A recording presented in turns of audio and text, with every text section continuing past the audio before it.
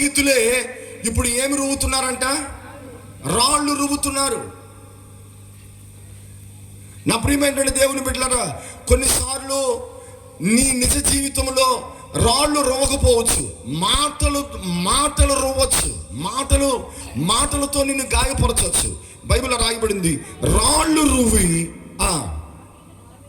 దావీదును చంపుదుమని రండని వారు చెప్పుకొనగా దావీదు తన దేవుడైన యెహోవాను బట్టి ధైర్యం తెచ్చుకున్నాడు. అందరు నాతో పాటు చెప్పండి, దావీదు తన దేవుడైన యెహోవాను బట్టి ధైర్యం తెచ్చుకొనెను. ఆమేన్.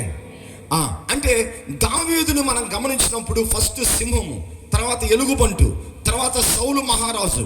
ఇప్పుడు అతని శత్రువు ఎవరంటే, నా ప్రియమైనటువంటి దేవుని బిడ్డలారా, దోయేగు, ఫిలిస్తీయులు, అమాలేకీయులు.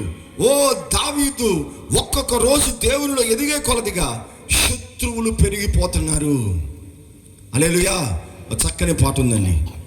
నా శత్రువులు నన్ను చుట్టినను, నరకపు పాశము